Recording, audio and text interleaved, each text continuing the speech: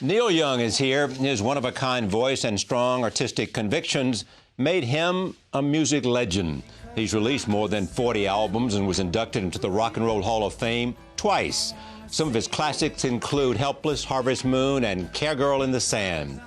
Here is a look at Neil Young. I've seen the needle and the damage done, a little part of it in everyone, but every junkie's like a setting sun.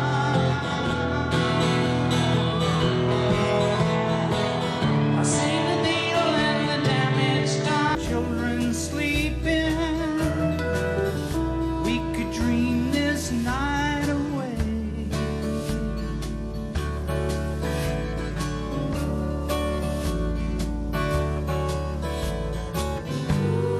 But there's a full moon rising, let's go dancing in the light.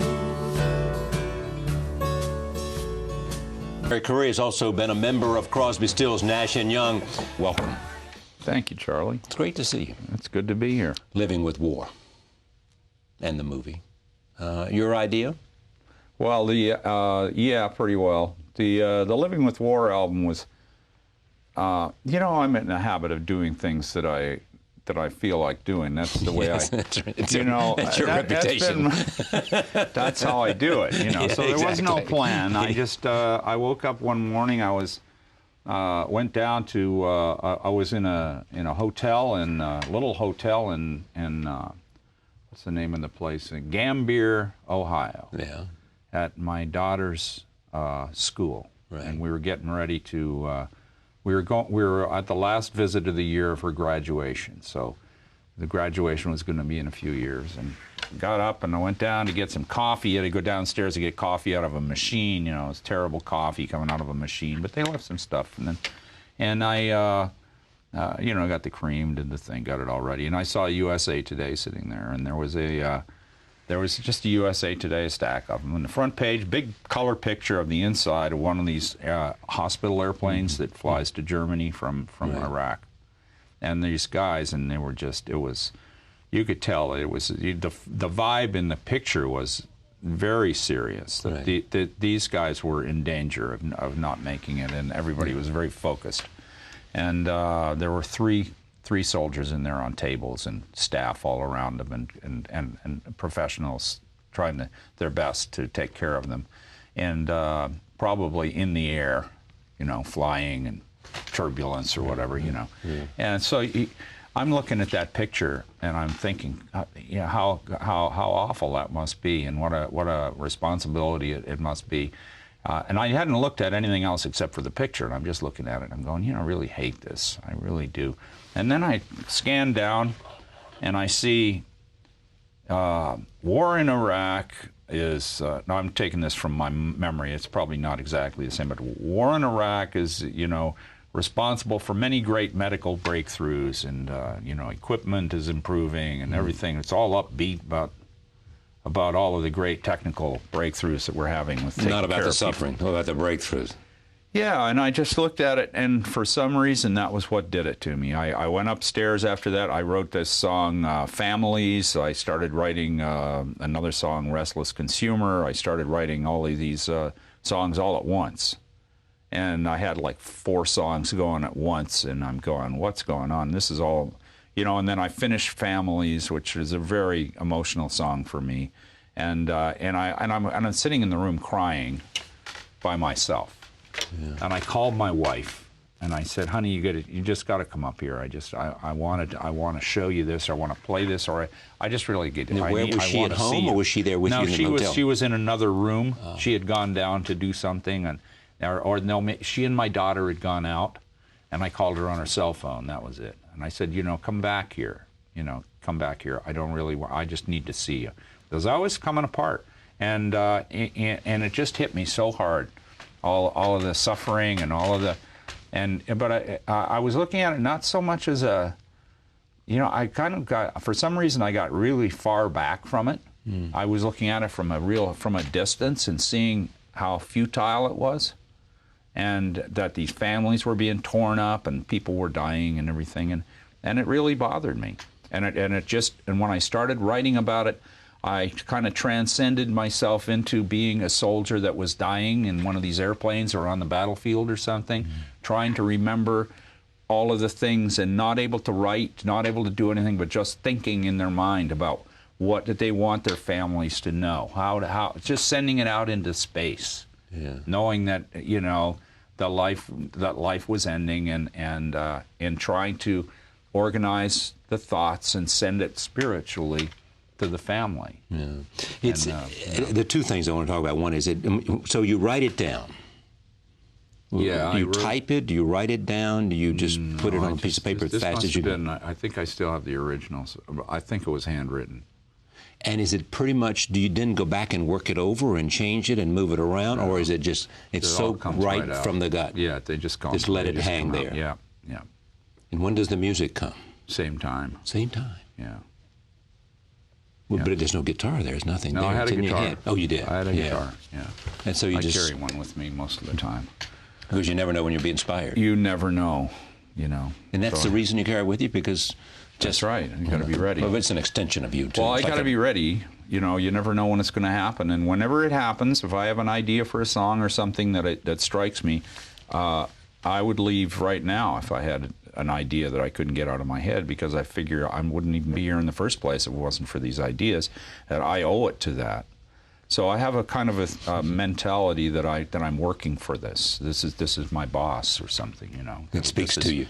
Speaks to me. You never know when it's going to speak to you. Well, I don't even know if it's speaking to me. I don't know what it is. I can't put my finger on it. I don't think you know, that I'm special. I don't think that anything's coming through me or that someone's speaking to me. But suddenly it happens, and and I've learned that if I don't get it, I don't get it. It's gone. You know, you got to get it. Yeah. And it's a gift.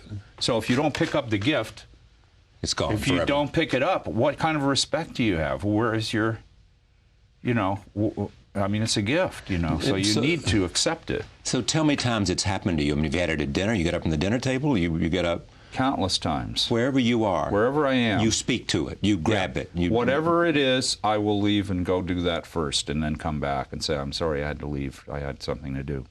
And I may be gone for 5 minutes, I may be gone for 2 hours. I mean, I don't know. But that's the way it works with me. And sometimes, most of the time, there's nobody around and I'm not doing anything, and it strikes me, and I'll you know, I'll be alone or something, because I get comfortable when I'm kind of by myself, and that's when I write. If there's other things going on, I don't write. But if sometimes it just comes to you and you can't ignore it. So, have you ever had a dry period for a while, a drought? You know, they're kind of like. There have been, but I really don't think I don't think of them as dry periods. I think of them as relief. Or fallow. Yes. They're relief. Yeah, right. It's like it's not happening, and I know it's going to happen. Yeah. So I mean, all I have to do is stay open, and it's going to happen. But what does that mean? Stay open. I'm right here with you right now. Yeah. You know, just being there and staying open. I think staying open for me would mean no one's ever asked me that before, but I think it's like what I said. If I feel it, I'm open to it. That's like the boss. That's where it's coming from. So I go there. So I'm open to it. Yeah.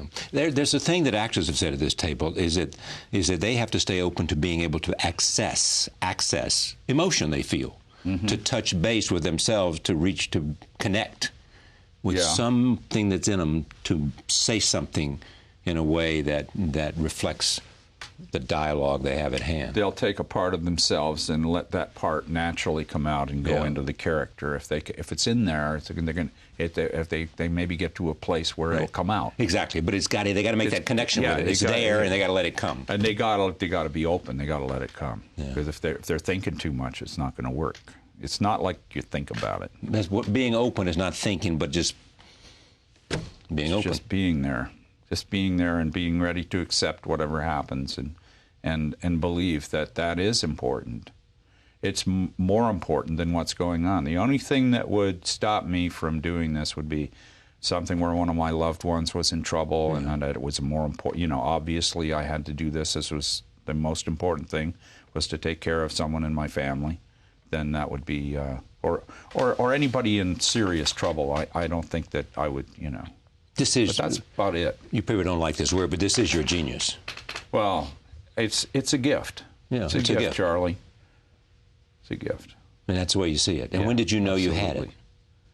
Oh, well, I guess when I started having success in selling a bunch of records and feeling this feeling, and the songs would come, and then I'd know when I was performing them, when I realized that I didn't have to create a record, that I could sing it, and that if I felt it in my own soul when it was going down, that I didn't even have to listen to it, that I knew that that was the master and all we had to do was mix it. That I didn't care if I was, if I made a mistake or not. Maybe we'll try to fix it, but we're not going to fix it at the expense of the performance. Mm-hmm. It's always the lyrics first.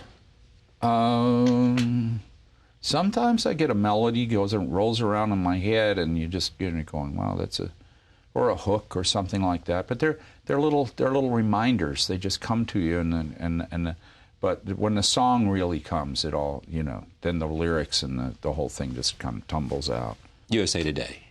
Yeah. Your sense of outrage about the war was already there when you saw this. I think it was. I it's a sad thing, and I see it like.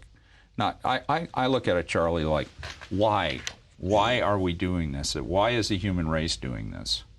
And it's, I'm trying to step back and see it. And in this record, I got really involved in the present, which is like turmoil. It's terrible to be involved in criticizing the president and doing this and that and talking about things in the first person and getting right in there. It's like I got sucked into it. I was part of the turmoil myself, which I wasn't happy about, and I'm not happy about it now, but it happened. Well, it was sucked into the turmoil as being part of the debate, or being part of living with war. I was sucked into it, and I got angry. Right. I was angry about things that were happening, and this is just not right. This is not the way it should be. I felt like we were being lied to, and things weren't true, and we were getting sold a bill of goods, and even, we know the story. We've seen the news. We've seen the congressional or the Senate subcommittees and the things that they've discovered that were wrong, that, things weren't as they were told to us to be. So, but I don't want to harp on that. Where I want to go. We had an album. Yeah, we did the album. I did the album. I said all of what I had to say, and now I don't like to do it again. I don't like singing the songs. I did it. I'm not CNN. I don't play it over and over. No, I know how you feel about that. I've read that. Actually, I agree with that. Yeah. So, so I don't want to do that. Yeah. What I want to do is try to make a difference in another way. I really think, and somewhere along the line this year, I figured out that, I really can do something else. I have a lot of other interests, and one of them is mechanical.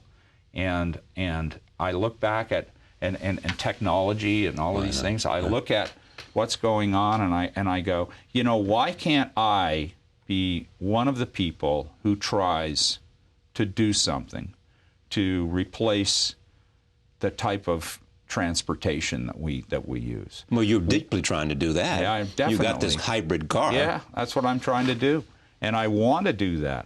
I want to, I set a goal, a lofty goal for my organization of my friends that I've met to eliminate roadside refueling. I know. Yeah. And that's, you talk about the audacity of hope. Tell me about exactly. That's what I want to do, though. And I don't think you can get there unless you aim at it. I think we are going to get to that point. I think, when you think about the world... There'll be no more service stations. No there may more be biofuels, but... Well, I don't even know about I'm just not sure.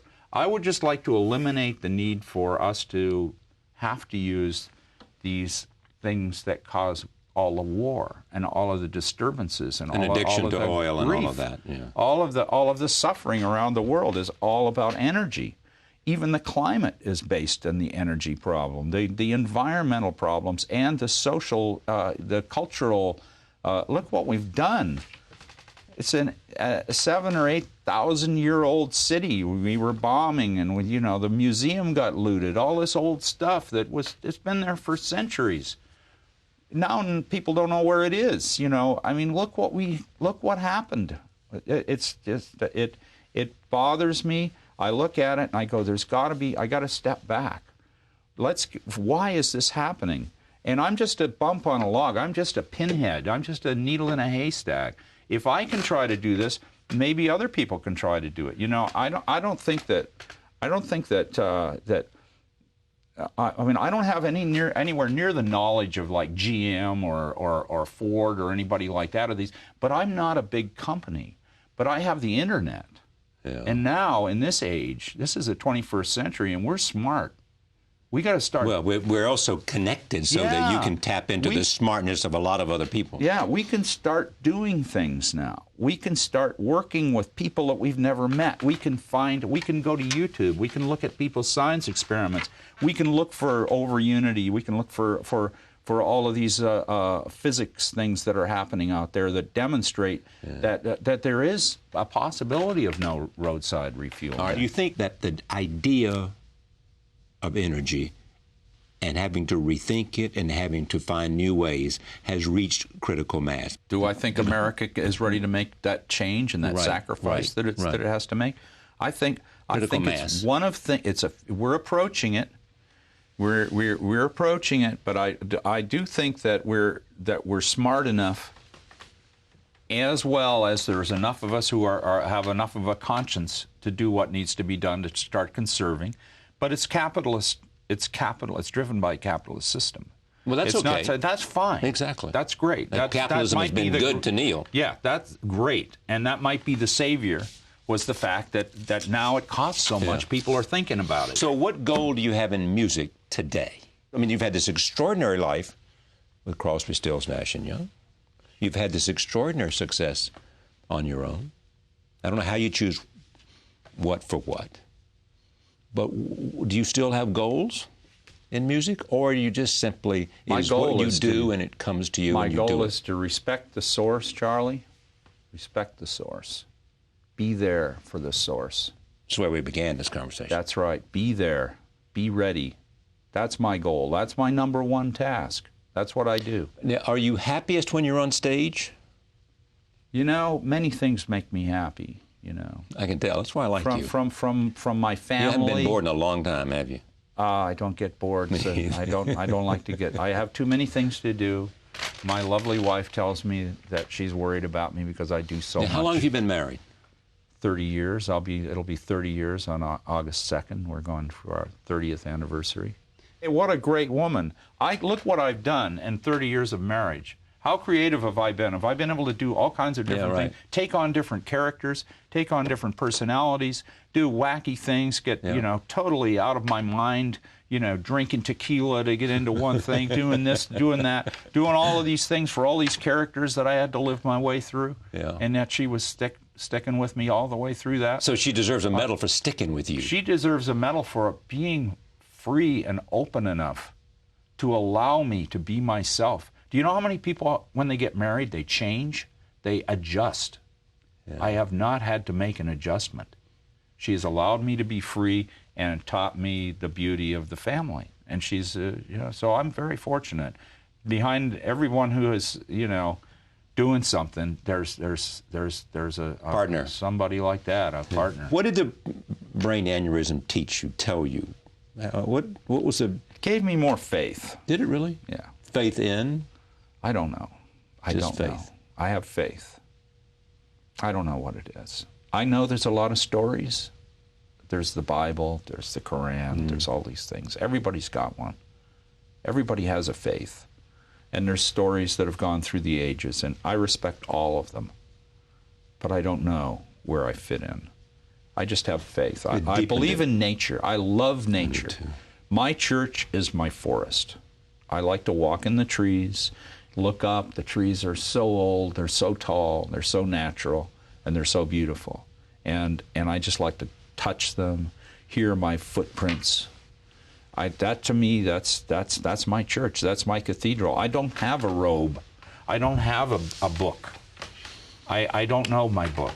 If I have a book, I haven't read it. Somehow it's missing. So, but I have faith, and I respect faith. And since then, I've been very aware of that. So I don't know what it is, but I believe in it. You know, it's a journey.